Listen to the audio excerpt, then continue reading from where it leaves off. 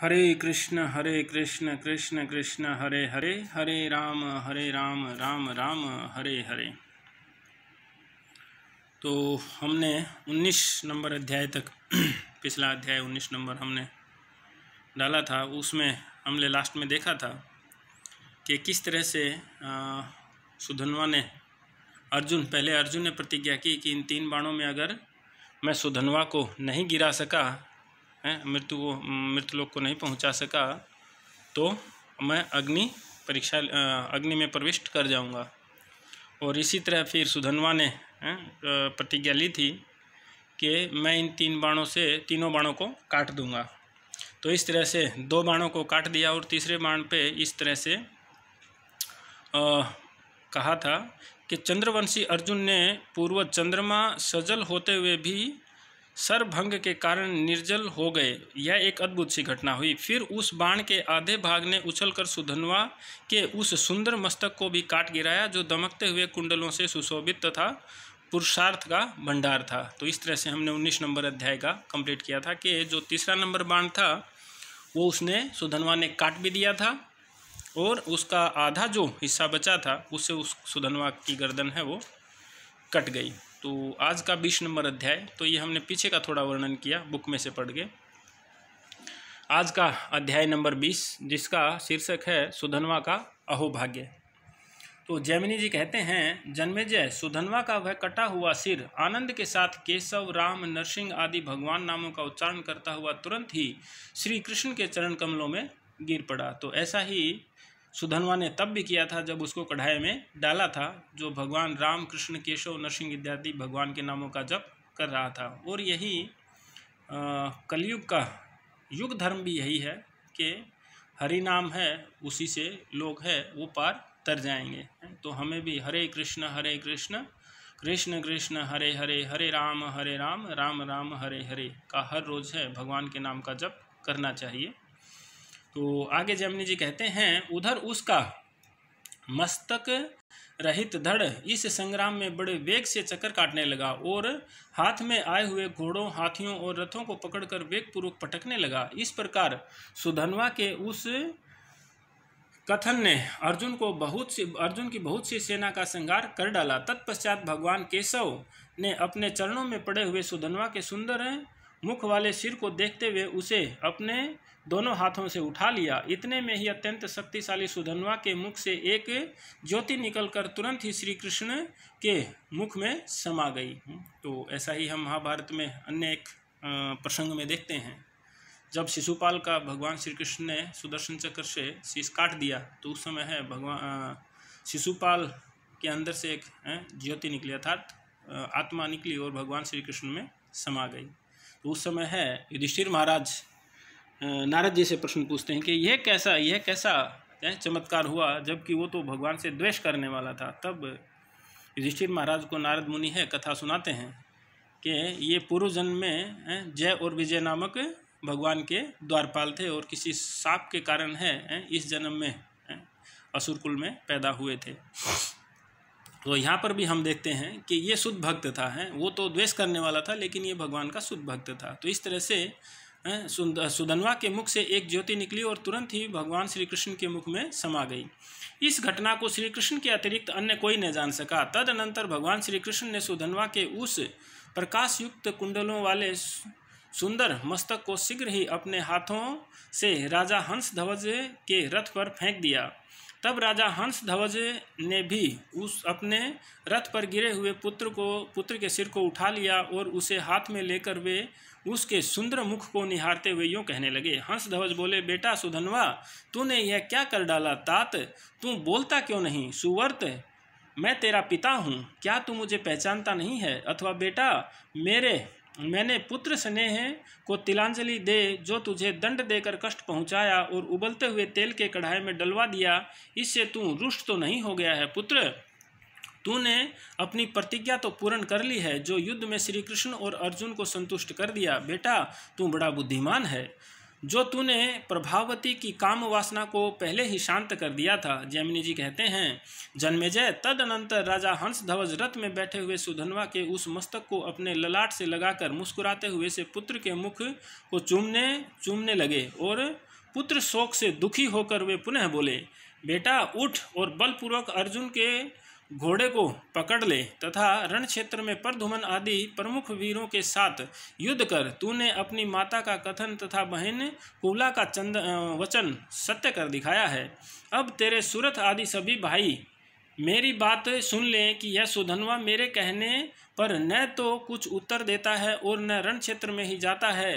तब राजा के ऐसे विलाप को सुनकर सुरथ ने कहा। सुरथ बोला, पिताजी, युद्ध में मारे गए पुत्र के मस्तक को हाथ में लेकर आज आप इस रण क्षेत्र में किस लिए विलाप कर रहे हैं? हंसध्वज ने कहा, बेटा, मेरे इस विलाप में एक विशेष कारण है। वह यह है कि मेरे इस पुत्र का सिर कटकर श्री कृष्ण के चरण कमलों में गिरा तो सही, परंतु इस मस्तक ने उन चरण कमलों का परित्याग क्यों कर दिया? क्योंकि बहुत बड़ा पुण्य संचय होने पर भगवान श्री हरि की सानिध्य प्राप्त होती है एवं अत्यंत घोर पाप के उदय होने पर उनसे वियोग होता है। तो यहाँ पर है राजा हंसध्वज बहुत पते की बात बता रहे हैं। तो हमें समझना चाहिए कि भगवान श्री हरि, कृष्ण, विष्णु, जो भी हम करें, नरसिंह, वामन है, तो श्री हरि का सानिध्य है भगवान के चरणों में ऐसा ही नहीं मिलता है। वो बहुनाम जन्म नान्ते ज्ञानवान मा प्रबदंते वासुदेव सर्वमिति सो महात्मा सुदुर्लभ है। भागवत गीता के एक श्लोक में भगवान बताते हैं जो बहुत बहुत जन्मों के अंत में ज्ञानवान मा प्रबदंते हैं, जिनको ज्ञान होता है, वासुदेव सर्वमिति, वो वासुदेव ही सर्वोपरि भगवान हैं, ऐसा महात्मा बहुत ही दुर्लभ है। तो इस तरह से यहाँ पर हंसध्वज है वो भी बता रहा है कि मेरे इस पुत्र का सिर कटकर श्री कृष्ण के चरण कमलों में गिरा तो सही है, परंतु इस मस्तक ने उन चरण कमलों का परित्याग क्यों कर दिया है? तो इस तरह से हमें है भगवान के चरणों का शरण ग्रहण करना चाहिए। जिस तरह भगवान भागवत गीता के 18वें अध्याय के 66वें श्लोक में बताते हैं, सर्वधर्मान परित्यज्य मामेकं शरणं व्रज, हैं, तुम सब धर्मों को छोड़ो और मेरी शरण में आ जाओ। हैं, तो हमें भगवान श्री हरि की शरण में, भगवान कृष्ण की शरण में जाना चाहिए। हैं, तो यहाँ पर भगवान के शरण ग्रहण करने का महत्व हंसध्वज ने है बताया है। क्योंकि बहुत बड़ा पुण्य संचय होने पर भगवान श्री हरि की सानिधि प्राप्त होती है एवं अत्यंत घोर पाप के उदय होने पर उनसे वियोग होता है। अगर हम भगवान से विमुख हैं, भगवान की शरण ग्रहण नहीं की है या भगवान की भक्ति नहीं करते हैं, तो समझ जाना चाहिए हमारे बहुत सारे पाप अभी बाकी हैं। अत्यंत घोर पाप के उदय होने पर उनसे वियोग होता है। अगर हमारी भगवान के चरणों में भक्ति नहीं है तो समझ जाना चाहिए कि हम अभी भी हमारे ऊपर पाप के कुछ कर्म बाकी हैं। अतः इस समय इस सुधन्वा का अथवा मेरा कौन सा ऐसा भयंकर पाप उपस्थित हुआ जिससे श्री कृष्ण के पद पंकज में भ्रमर की भांति पहुंचा हुआ यह मस्तक क्षण मात्र में भी वहां उपस्थित नहीं रह सका। इसी से मुझे रुलाई आ रही है। सुरथ, श्री कृष्ण ने सुधन्वा के मस्तक को मेरे ऊपर फेंक दिया। तू अपने भाई के प्रकाश युक्त कुंडलों वाले उस सिर को यहाँ आया हुआ देख ले। बेटा, अब मैं इस महान सिर को श्री कृष्ण के रथ पर फेंक दूंगा। जैमिनी जी कहते हैं, जन्मेजय, तब हंसध्वज ने उस सिर को पुनः श्री कृष्ण के रथ पर फेंक दिया। श्री कृष्ण ने उसे उठाकर आकाश में उछाल दिया और वह वहीं अंतर्ध्यान हो गया है। तो हम समझ सकते हैं भगवान की लीला किस तरह की है। तब भक्तों को अभय प्रदान करने वाले एवं कल्याणकारी भगवान शिव ने प्रकाश युक्त कुंडलों से सुशोभित उस रमणीय सिर को लेकर अपनी मुंडमाला में पिरो लिया। इधर सुरथ ने भी अपने पिता को दुख करने से मना करते हुए कहा, तात, अब आप मेरा युद्ध देखें और मेरे साथ जो श्री कृष्ण तथा अर्जुन का युद्ध होने वाला है उस पर भी दृष्टिपात करें। तो ऊपर क्या बताया, भगवान श्री कृष्ण ने उस शीश को है ऊपर उछाल दिया और भगवान शिव ने उसको ऊपर पकड़ लिया और अपने गले में मुंडमाला धारण कर ली है। तो काफ़ी लोगों की ऐसी धारणा है कि भगवान शिव है वो राक्षसों की मुंडमाला, नर मुंडमाला है वो धारण करते हैं, लेकिन हमें यहाँ समझना होगा है वैष्णव नाम यथा शंभो है। तो भगवान शिव है वो शुद्ध विष्णु भक्तों की अपने गले में माला धारण करते हैं। तो आगे चलते हैं। यहाँ पर सूरत क्या बोल रहा है कि आपके सामने ही जाते हुए मेरे युद्ध के ये सभी सैनिक भी देखें कि जिन श्री कृष्ण ने मेरे महाबली भाई सुधन्वा को अपने मुख में डाल दिया है वे ही ये देवकी नंदन श्री हरि यदि युद्ध स्थल में सामने डटे रहे तो आज मैं इन केशव को तथा रथियों में श्रेष्ठ अर्जुन को भी विदीर्ण कर डालूंगा।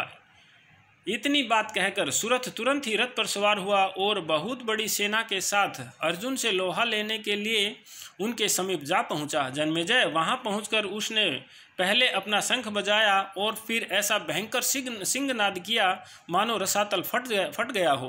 तत्पश्चात सुरथ ने धनुष हाथ में लेकर अर्जुन से कहा, महाबली पार्थ, अब मेरे साथ युद्ध करने के लिए खड़े हो जाओ। अर्जुन से यूँ कहकर सुरथ ने श्री कृष्ण से कहा, श्री कृष्ण, मैं आपका शत्रु सुरथ हूँ, अब आप अर्जुन के सम्यक प्रकार से रक्षा कीजिए। हरे, आपने अपना पुण्य प्रदान करके जो मेरे भाई सुधनवा का वध करा दिया है, यह तो आपकी बाल चेष्टा ही है। आपने अपनी हानि पर कुछ भी ध्यान नहीं दिया। श्री कृष्ण, जैसे कोई शिशु भले बुरे का ज्ञान न होने के कारण मोतियों को देकर उसके बदले में बेर ले लेता है, उसी प्रकार आपने भी अपना पुण्य अर्पित किया है। आपने सुधनवा के बेर सदृश जीवन को लेकर उसके बदले में मुक्ता फल स्वरूप अपना पुण्य प्रदान किया है। अतः बताइए, यहाँ कौन है, किसके द्वारा ठगा गया है? यहाँ कौन किसके द्वारा ठगा गया है? वास्तव में आप पूरे गोपाल ही हैं। गोपाल मतलब गायों का पालन करने वाले गोपाल हैं, इसमें कोई संदेह नहीं रह गया है। केशव, आप मुझे नहीं जानते। हाय, मेरा सुधनवा कहाँ गया? मैं अब अपने उस भाई को नहीं देख रहा हूँ, परंतु आज अर्जुन को पाकर मुझे परम हर्ष हो रहा है। जैमिनी जी कहते हैं, जन्मेजय, तदनंतर सुरथ को इस तरह रोष में भरा हुआ देखकर भगवान श्री कृष्ण ने अर्जुन से कहा, पार्थ, इस महायुद्ध में तुम्हें सुरथ के सम्मुख नहीं खड़ा होना चाहिए, क्योंकि यह महान शूरवीर और धर्मात्मा है तथा इस समय भाई के दुख से विशेष दुखी है। इसलिए आज इस सुरथ के युद्ध करने के लिए दूसरे वीर रण क्षेत्र में जाएं। यदि तुम इस वीर के सामने आ गए तो महान अनर्थ हो जाएगा। अर्जुन ने कहा, हरे, जब आप मेरे सहस्रों अमंगलों का निवारण कर चुके हैं, तब आज इस सुरथ के द्वारा मुझे कैसे अनर्थ की प्राप्ति होगी? श्री कृष्ण बोले, अर्जुन, इसे रण क्षेत्र में उपस्थित हुआ देखकर ब्रह्मा को सर्वथा दूसरी सृष्टि रचने के लिए बड़ी भारी चिंता हो जाती है। धनंजय, सुरथ में बहुत अधिक बल है और तुम में बहुत थोड़ा, अतः तुम पहले सदा जैसे मेरी बात मानते आए हो, उसी तरह इस समय भी तुम्हें मेरे मत के अनुसार ही कार्य करना चाहिए। पांडव श्रेष्ठ, इस महायुद्ध में प्रद्युम्न आदि प्रमुख वीर ही उसे मार गिरावें, अन्यथा उसे मारने का दूसरा कोई उपाय नहीं है। मैंने तुम्हारे लिए अपना पुण्य प्रदान किया है, जिसके बल से तुमने बड़ी कठिनाई से सुधनवा को मारा है। पार्थ, जिसमें पाप थोड़ा होता है और पुण्य की मात्रा अधिक होती है, उसी पर विजय प्राप्त करने में सिद्धि मिलती है, परंतु इस सुरथ के शरीर में केवल पुण्य ही पुण्य विद्यमान है, अतः तुम इसे जीत नहीं सकते हो। निष्पाप, जिस समय इस लोक में मनुष्यों का पुण्य क्षीण हो जाता है, उसी समय उसे व्याघ्र, चोर, राजा, सर्प और अग्नि आदि से भय की प्राप्ति होती है, इसमें संशय नहीं है, परंतु पुण्यकर्ताओं को इसका भय कहाँ है? तो हमें समझ जाना चाहिए कि अगर हमें डर लग रहा है तो मतलब हम पापी हैं, और डर नहीं लग रहा है तो हम पुण्यशाली, हमने कोई पाप किया हुआ नहीं है। लेकिन कलयुग में तो हम देखते हैं पापी लोग तो नहीं डरते हैं। जैमिनी जी कहते हैं, जन्मेजय, तत्पश्चात भगवान श्री कृष्ण ने अपने पुत्र रुक्मणी नंदन प्रद्युम्न को बुलाकर कहा, बेटा, तुम बहुत से महाबली वीरों के साथ जाकर रण क्षेत्र में सर्वथा सुरथ को धराशायी करो और मैं अर्जुन को साथ लेकर युद्ध स्थल से हट जाता हूँ। तब श्री कृष्ण की आज्ञा से प्रद्युम्न आदि सभी वीर युद्ध के लिए आगे बढ़े तथा श्री कृष्ण ने अर्जुन के रथ को युद्ध के मैदान से बाहर की ओर बढ़ाया और तुरंत ही 3 योजन यानी 12 कोस की दूरी पर ले जाकर खड़ा कर दिया। तत्पश्चात सुरथ का अन्य वीरों के साथ युद्ध आरंभ हो गया। तब वहां क्रोध से भरा हुआ सुरथ अपने भाई का वध करने वाले अर्जुन के साथ युद्ध करने के लिए आया, परंतु उसे श्री कृष्ण और अर्जुन नहीं दिख पड़े। उस समय प्रतापी सुरथ ने उस युद्ध स्थल में निमांकित वचन कहने लगा, मैं यहाँ रण आंगन में सुधनवा के शत्रु नहीं देख रहा हूँ। वास्तविक अपराधी तो वे दोनों श्री कृष्ण और अर्जुन ही हैं। वे इन बच्चों को आगे करके स्वयं भागकर कहीं अन्यत्र छिपे खड़े हैं। ऐसी दशा में मैं इन शोचनीय शिशुओं के साथ कैसे युद्ध करूं?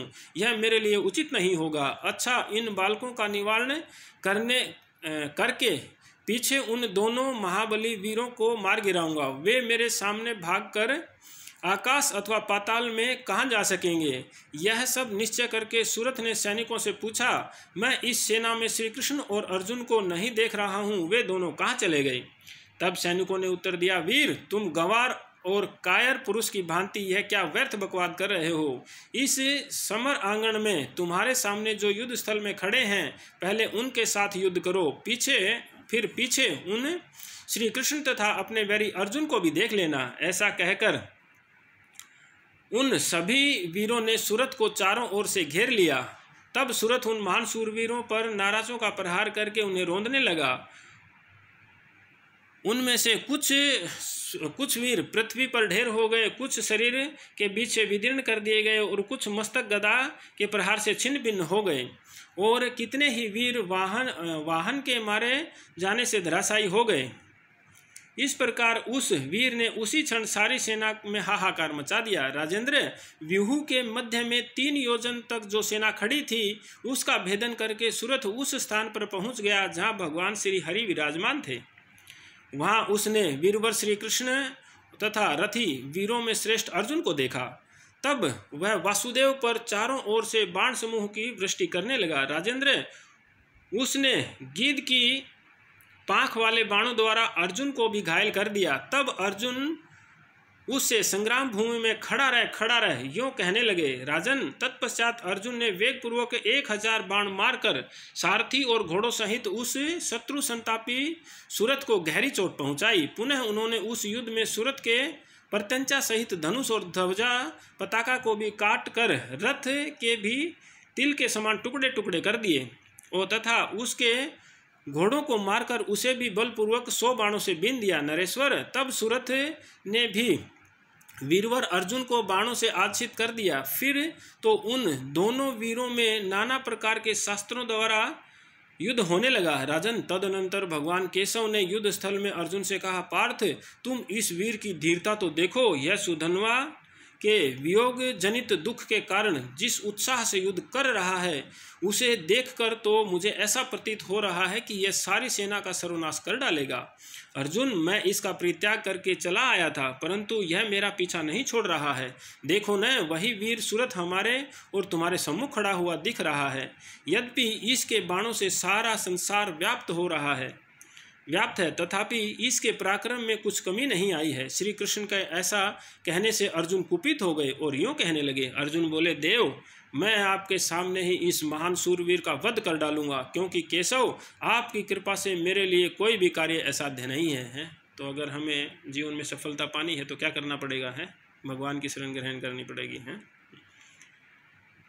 और भगवान एक जगह बताते हैं, अहम बुद्धि योगम ददामी है। जब कोई व्यक्ति जीवन में सफल होता है तो मैं उसको बुद्धि प्रदान करता हूँ, तब व्यक्ति है वो सफल होता है। जैमिनी जी कहते हैं, जन्मेजय, तब अर्जुन ने 100 बाणों द्वारा सुरथ पर प्रहार किया, जिससे उसका रथ उसी क्षण वेगपूर्वक चक्कर काटता हुआ आकाश में उड़ गया। तत्पश्चात सुरथ ने शिला पर रगड़कर तेज किए हुए विचित्र बाणों की मार से अर्जुन और श्री कृष्ण को घायल कर दिया। फिर हंसते हुए उस वीर ने श्वेत घोड़ों वाले अर्जुन से कहा, पार्थ, मैं अपने बाण समूह से तुम्हारे रथ का भेदन कर रहा हूँ। यदि तुम बचा सको तो उसकी रक्षा करो। फिर तो सुरथ के बाणों के आघात से अर्जुन का रथ श्री कृष्ण और शिवजी द्वारा अधिष्ठित होने पर भी उस महासंग्राम में पृथ्वी पर चक्कर काटने लगा। तब कुपित हुए भगवान श्री कृष्ण ने अपने दोनों पैरों से उस रथ को दबाकर उसे पृथ्वी में धंसा दिया और उसे रोकने की चेष्टा की, परंतु फिर भी वह आगे बढ़ता ही गया। जब रथ किसी तरह खड़ा नहीं हुआ, तब यह देखकर श्री कृष्ण को परम विस्मय हुआ। उस समय पत्थर पर घिसकर तेज किए हुए और गिद्ध की पंखों से युक्त बाणों के प्रहार से अर्जुन और श्री कृष्ण दोनों घायल हो गए थे। तब श्री कृष्ण ने पांचजन्य और अर्जुन ने देवदत्त नामक अपना शंख बजाया। फिर तुरंत ही श्री कृष्ण ने क्रोधपूर्वक अर्जुन से कहा।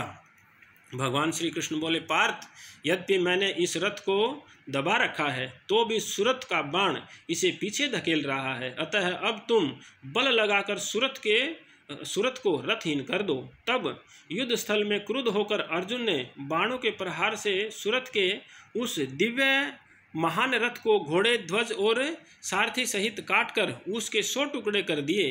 राजन, उधर तो अर्जुन ने रणभूमि में सुरथ को रथहीन कर दिया और इधर पवन नंदन हनुमान जी ने उसी क्षण अर्जुन के रथ को अपनी पूंछ से लपेटकर उसे दृढ़तापूर्वक भूमि में गाड़ दिया और ऊपर से भगवान श्री कृष्ण ने उसे दबा रखा था।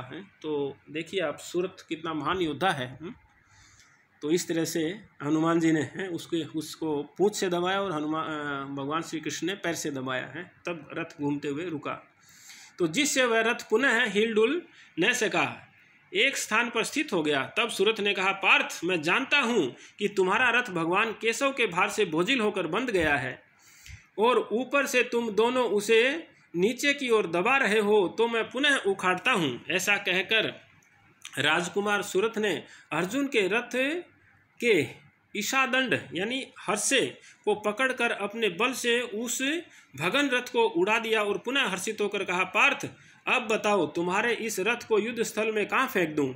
इसे सागर में डाल दूं या मेरु पर्वत पर फेंक दूं अथवा उस हस्तिनापुर में ही लौटा दूं? राजन, इतने में ही उस रथ पर बैठे हुए अर्जुन ने उसे 5 बाण मारकर गहरी चोट पहुंचाई, जिससे व्यथित होकर सूरत मूर्छित हो गया और उसके हाथ से वह रथ छूट गया। तत्पश्चात मूर्छा दूर होने पर सूरत दूसरे रथ पर आरूढ़ हो गया और फिर वे दोनों वीर अर्जुन और सूरत एक दूसरे को क्रूरतापूर्वक नेत्रों से देखते हुए अर्धचक्र नाराज, वत्सदंत, शिलीमुख, वराहकर्ण, नालिक, क्षुप्र और कंटकामुख आदि विभिन्न बाणों द्वारा प्रहार करते हुए परस्पर युद्ध करने लगे। इसी बीच सूरत ने कहा, पार्थ, मैंने पहले से सुन रखा है कि इस लोक में तुम्हारी की हुई प्रतिज्ञा मिथ्या नहीं होती है, अतः वीर अब तुम कोई सत्य प्रतिज्ञा करो। अर्जुन ने कहा, वीर, मैं तुम्हें तुम्हारे पिता के सामने ही धराशायी कर दूंगा, यही मेरी प्रतिज्ञा है। अब तुम अपनी यथोचित प्रतिज्ञा बताओ। सूरत बोला, अर्जुन, मैं युद्ध स्थल में तुम्हें रथ से भूतल पर गिरा दूंगा। यदि मैं अपने इस वचन को सत्य न कर दूं तो मेरा पुण्य नष्ट हो जाए। जैमिनी जी कहते हैं, राजेंद्र, इसी बीच वीरवर सूरत ने बाणों की वर्षा करके अर्जुन को आच्छित कर दिया। तब अर्जुन ने भी वैसा ही करके बदला चुकाया। फिर अर्जुन ने सूरत के 108 रथों को विध्वंस करके उनके सैकड़ों टुकड़े कर दिए और क्रोध आवेश में उसकी अधिकतर सेना का संहार कर डाला। तब सूरत ने एक अर्धचंद्र नामक बाण चलाकर महामनस्वी अर्जुन के प्रत्यंचा सहित धनुष को काट दिया और बहुत से नाराजों की मार से अर्जुन को भी घायल कर दिया। तत्पश्चात अर्जुन ने अपना दूसरा धनुष लेकर उस पर प्रत्यंचा चढ़ाई और शास्त्र शस्त्रों से संपन्न राजकुमार सूरत को रथहीन कर दिया। फिर अर्जुन ने उसके बहुमूल पर एक अर्धचंद्र नामक बाण से आघात किया, जिससे सूरत का नाना प्रकार के आभूषणों से सुशोभित दाहिना हाथ कट गया और वह छटपटाता हुआ अर्जुन के समीप ही पृथ्वी पर गिर पड़ा। तब सूरत ने बाएं हाथ से एक विशाल गदा उठाकर क्रुद्ध हो अर्जुन के घोड़ों तथा श्री कृष्ण पर प्रहार किया। रथी वीरों में श्रेष्ठ सूरत युद्ध स्थल में इधर उधर दौड़ता हुआ 1000 हाथी, 2 सहस्त्र रथी योद्धा और 10,000 घोड़ों को मारकर धराशायी कर दिया। फिर पार्थ खड़े रहो, हरे ठहरो, महाबली राजाओं खड़े रहो। ऐसा कहते हुए उस महाबली ने वेगपूर्वक 10,000 पैदलों का संहार कर डाला। तब अर्जुन ने उसके गदा सहित बाएं हाथ को भी काट गिराया। दोनों हाथों से रहित होने पर भी वीरवर सूरत ने अर्जुन से कहा, पार्थ, मैं तुम्हारा शत्रु हूँ और तुम्हारे सामने आग आ पहुँचा हूँ, अतः अब तुम अपनी रक्षा करो तथा माधव, आप भी अपने मित्र अर्जुन एवं इनके रथ को बचाइए। जैमिनी जी कहते हैं, जन्मेजय, इतना कहकर कटे हुए हाथों वाले महावीर सूरत अर्जुन पर टूट पड़ा। तब उसे अपने ऊपर झपटते देखकर अर्जुन ने अपने धनुष पर 4 बाणों का संधान किया। राजन, फिर अर्जुन ने जो कुछ किया उसे सुनिए। अर्जुन ने एक बाण से सूरत का हृदय विदीर्ण करके 2 भागों से उसके दोनों पैरों को काट दिया। पैरों के कट जाने पर भी जब सूरत उनके रथ की ओर बढ़ने लगा, तब अर्जुन ने एक सर्वदेवमय बाण से उसके बड़े बड़े नेत्रों और कुंडलों से सुशोभित विशाल सिर को भी काट गिराया। पैरों और मस्तक के कट जाने पर टूटे हुए पर्वत शिखा की भांति इधर उधर लुढ़कते हुए सूरत के धड़ ने अर्जुन की बहुत सी सेना को धराशायी कर दिया। उधर सूरत का सिर उछलकर अर्जुन के ललाट में जा लगा, जिसके आघात से वे मूर्छित होकर पृथ्वी पर गिर पड़े और वह सिर भगवान श्री कृष्ण के चरणों में जा गिरा। तो हम देख सकते हैं कि जितने भी ये योद्धा हैं जिन्होंने भगवान श्री कृष्ण और अर्जुन के अर्थात अर्जुन के ही रथ को, अर्जुन के ही घोड़े को, अर्थात जो अश्वमेध यज्ञ के लिए छोड़ा गया घोड़ा था उसको जितने भी भक्तों ने पकड़ा वो सब भगवान के शुद्ध भक्त थे। लेकिन कैसे थे? वो वीर रस के भक्त थे। एक होता है प्रेमा भक्ति, तो वो भगवान से प्रेम करते हैं, लेकिन ये सब वीर रस भगवान के सामने वीरता प्रकट करते हैं, तो भगवान के वीर रस में भक्त हैं। तो इस प्रकार से हम अगले अध्याय में 21 नंबर अध्याय में हम देखेंगे कि किस तरह से ये जो सूरत का शीश है इसको भी भगवान शिव अपने गले में किस तरह से धारण करेंगे। वो गरुड़ को भगवान बुलाएंगे और प्रयाग में डालने के लिए बोलेंगे। अगले अध्याय में हम देखेंगे। हरे कृष्णा।